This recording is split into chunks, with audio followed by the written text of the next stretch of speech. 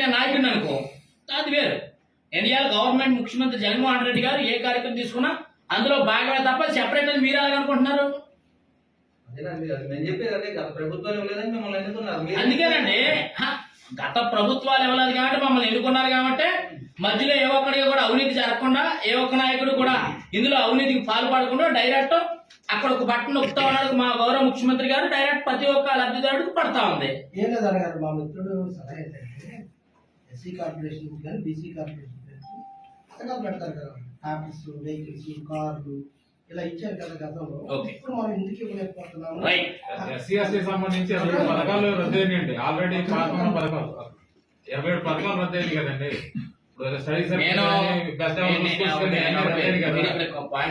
దళితులు కానీ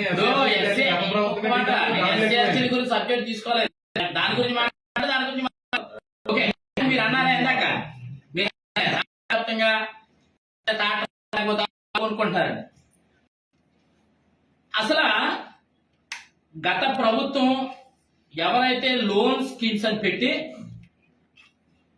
ట్రాక్టర్లు కానీ ఆటోలు కానీ ఎవరికి ఇచ్చారు?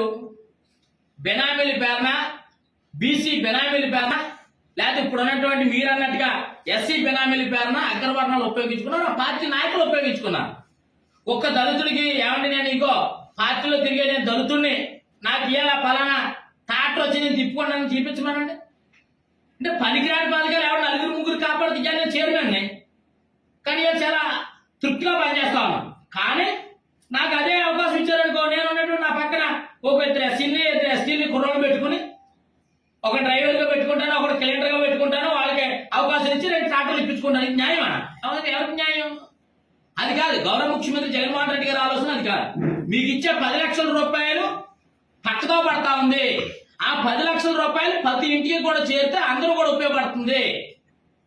అర్హత ఉన్న వాడికి పలానోడికి ఇప్పించాలని మీరు డేటా తీయమని ఇబ్బంది ఏముంది? అట్లేనండి, ఇది కాదు. అర్హత ఉన్న వాడికి ఇవ్వాలి కూడా.